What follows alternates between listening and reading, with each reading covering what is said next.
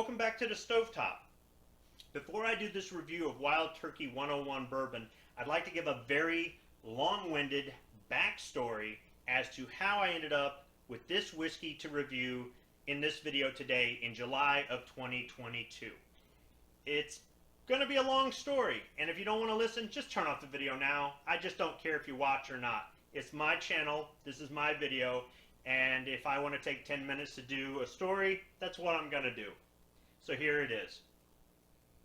Back in June of 2019, my director and I tried to shoot a video where we compared two whiskeys. We gave our opinions about which one we thought was better. We tried to find two whiskeys that were a little bit more expensive, a little bit stronger, a little bit different from what we would normally drink at that time. And it was an experiment.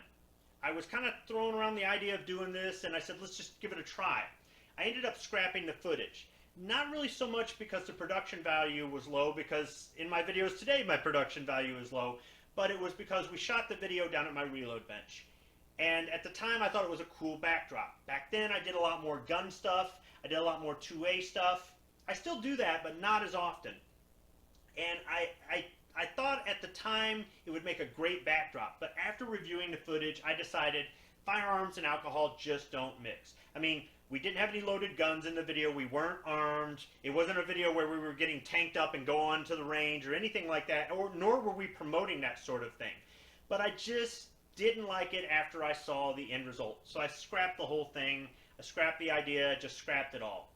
Fast forward 6 months later, and one of my YouTube friends, Patriot in the Dark, who's always given me a hard time, challenged me to put alcohol in coffee.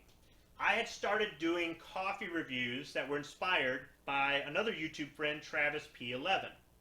Some of my coffee reviews involve flavored coffee. Well, Patriot in the Dark can't stand flavored coffee. I'm not going to say that it's my favorite, but from time to time I do find a good flavored coffee, or from time to time I find myself wanting a flavored coffee. Otherwise, though, yeah, I like regular coffee too. So Patriot was trying to mess with me, and he challenged me to put alcohol in my coffee. Well, anybody who knows me knows that I like alcohol and I like coffee, but I don't like to put the two together. It just doesn't taste right to me. So I made the video, and I put some bourbon in my coffee. Now, that's just, once again, something I wouldn't do. I ended up using 81 proof Wild Turkey, and the reason I did that, I think, is because I had recently come back from northern Michigan where I was shooting footage of Wild Turkey. So that kind of inspired me for the brand. Because Wild Turkey isn't a brand of alcohol, or brand of whiskey, I should say, that I would normally buy. There's nothing wrong with it, it's just not one of my normal brands. I didn't really review the whiskey in the video. I did a shot of it as a control before I put it in the coffee, but that was it. And I never went back and did a Wild Turkey review. Now, during that video, I explained to the audience that I was considering doing a series of videos where I would do some alcohol reviews and maybe some wine tasting. And I asked, what do you guys think about that? Would you like to see that? I also explained that I don't think that guns and alcohol mix, and that I really didn't want to put them in the background in my video. I didn't say anything about shooting while drinking or anything else like that, just simply having them in the background in the video, and I wanted to know what the audience thought of that. I got some comments, some really good feedback from everybody. The best comment I got was from Georgia Trucker 69. Thank you very much. And that kind of helped me to get started with the whole Cocktails with Squib series. Now, I originally thought I'd be doing some wine tasting and some things like that, but right there in the beginning, I started doing mixers and cocktails, which is something I don't normally make, actually. I've had a shaker for years, but I hardly ever used it, right? And along the way, I started buying a little bit more as far as bar equipment. I mean, you can find it at the grocery store, for Pete's sakes. It's not hard to get. So I did pick up a few different things, like some bar spoons and a jigger and things like that. And I decided to kind of go a little bit more in depth as far as doing some research on the alcohol or the bartending stuff. But it's amateur bartending. None of it is professional advice. I've actually gotten in arguments with people in the comments section telling me, you did this wrong, or this isn't professional bartending. At no point in this series did I ever claim that it was professional bartending. And there is no wrong way to make a cocktail. You see, one of the things I learned in doing my research is that there are hundreds or thousands of variations on every cocktail that's out there. More or less, you can customize it and make it your own. And this is where some of these cocktails have come from. They're renditions of other cocktails that have kind of evolved into something of their own. You may go to one bar and order something and go to another bar and order the same drink, and they mix them differently. Look in 2 different books, bartending books. You're going to see different recipes, bartending schools. The people that have taught you how to make these things, doing amateur bartending. There are variations on it, so there is no one right way. And that's just something I learned along the way doing these sorts of videos. These videos were never meant to be professional advice, and I'm just more or less having fun. I got some ideas for some videos by watching some of my friends or watching some people I didn't even know or reading up on things. I got some suggestions, some requests from some friends, and I ended up trying out stuff I probably would have never tried, or making cocktails I probably would have never made, and I've had a lot of fun with it. So I'm very thankful to all of you out there who have been engaged and involved and have been along for this process. It's been a lot of fun. It's definitely not over by any means, unless of course YouTube takes me down. But I just kind of wanted to explain where Cocktails with Squib came from and how many different people kind of helped me, inspired me to do this sort of series. Now, along with that, in this video, I'm going to bring something back from some previous Cocktails with Squib videos. Once again, something from Patriot in the Dark, and that are the Whiskey Stones bullets. These are pieces of metal shaped like cartridges that you've put in the freezer, and you use them in place of ice. You put it in your cocktail or your alcohol, and what you get is it chills your alcohol without diluting it, because the ice will slowly melt and dilute your alcohol. So Patriot in the Dark got me these things. I did a review on them. I put them in a few videos. I'm going to bring them back out of the freezer for this video, and I'm going to have this Wild Turkey 101 cold, or chilled I should say. So let's get into the whiskey, since I've been going on for, what, over 7 minutes on this. This Wild Turkey 101 bourbon is made by Wild Turkey Distilling Company in Lawrenceburg, Kentucky. It is 50.5% alcohol by volume, or 101 proof. It is aged between 6 and 8 years.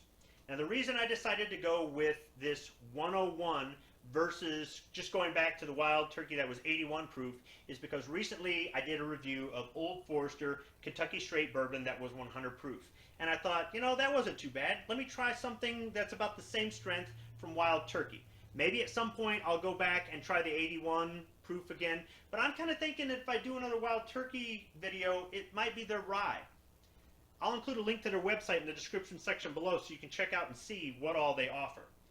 Now, it's just a glass bottle here with a taped seal over the top. There's a red tape here that says Bourbon 101 on it. So I'm going to go ahead, and then it looks like there's a clear plastic seal on that as well. I'm going to just go ahead and just see if I can slide that off here on camera. Might have to get out the buck knife. Oh, there we go. All right. And then just go ahead and twist and break this seal here. And it's just a cork stopper. Let me smell it.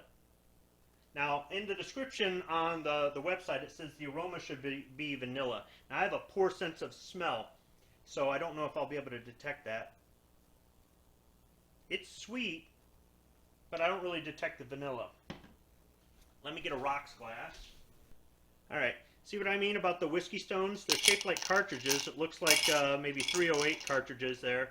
And I've just got it in this rocks glass that I've been chilling in the freezer. So let me pour this in here.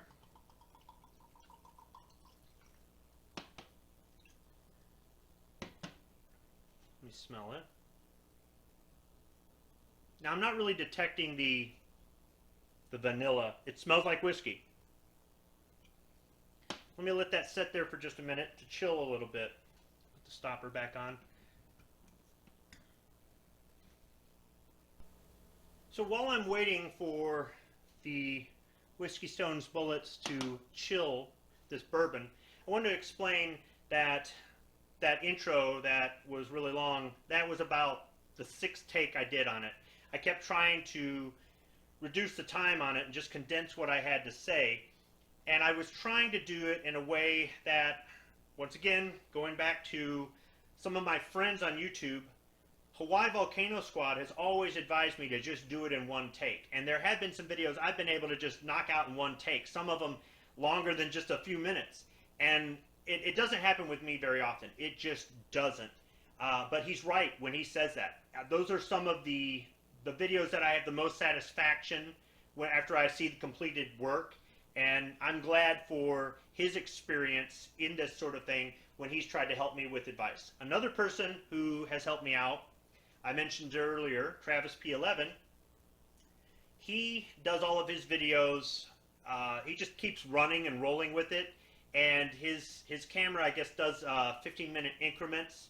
So he can just piece together all of the footage. But he says that he just keeps going with it, and if he's got to edit something out or work something in or explain something like the dog walking up to the bowl, licking or drinking water, and what that noise is while we're trying to clean a black powder revolver in his kitchen sink, he just goes with that. And that's some other good advice.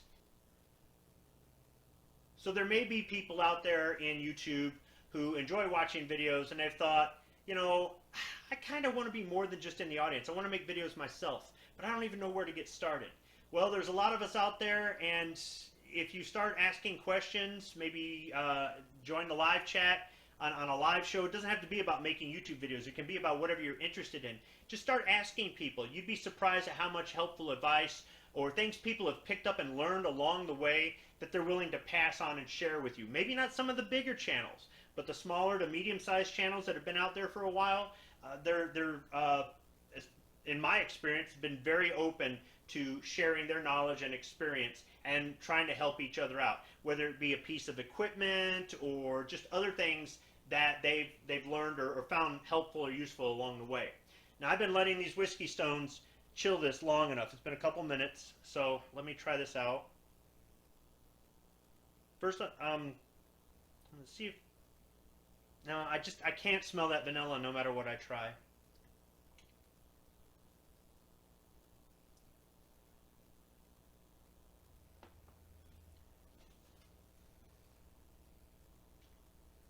That's strong.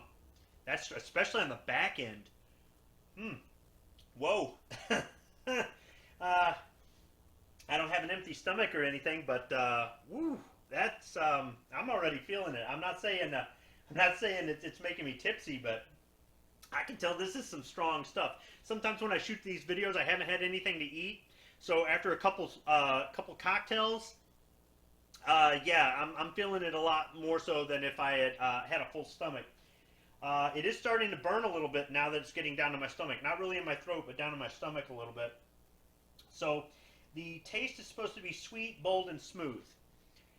I would say sweet, smooth, and bold. I would put it in that order. So I can smell the sweet. I don't smell the vanilla. I can taste.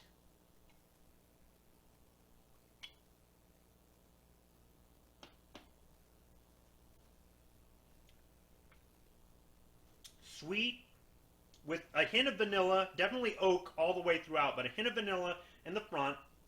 It's smooth in the middle, and at the end it's bold. It lets you know it's 101 proof. Yeah, this is actually pretty good. Now, this is a sipping whiskey. I don't think I would necessarily make a highball with this. We did try making some highballs with some stronger stuff recently. I don't know if I'm going to make a video out of that or publish that video or not, because I really didn't like it too much. But we did try some higher end whiskey and making highballs with it, and it just didn't work out. Certain whiskeys I think are better at just drinking them as they are. Don't mix them with anything, and just sip them and enjoy them. And that's what I would say about this. But I want to do one more thing. Since this is such a long video, I want to do one more thing before I cut it off. And that is, I want to compare the Old Forester 100 proof to the Wild Turkey 101. So, in order to cleanse the palate, I'm going to have a swig of beer off camera.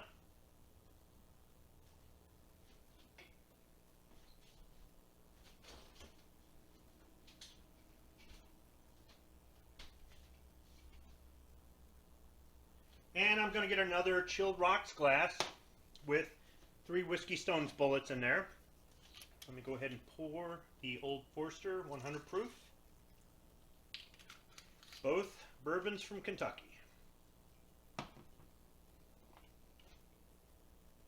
Now, this doesn't smell as sweet as a Wild Turkey.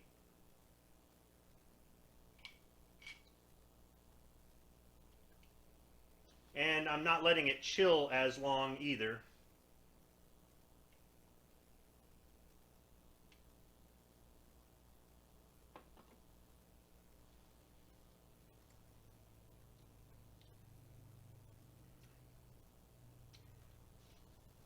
It's different. It's different. I would say that it doesn't come off as strong. It's smooth, but it's not as sweet. The oak, I would say I'm getting more of the oak out of the Old Forester than I am out of the Wild Turkey, but I'm getting more sweet out of the Wild Turkey. They're both smooth, but kind of in different ways, and the Wild Turkey just has that finish, that it's a bite to it. Now, as far as the taste and the finish, the website says that the Wild Turkey 101 should finish with spice and orange peel. I don't get either one of those, but it's got some kick to it. As a matter of fact, now my head is I'm starting to feel it since I've got the Old Forester out here. Sometimes these cocktails with squid videos are fun to make. You should try it.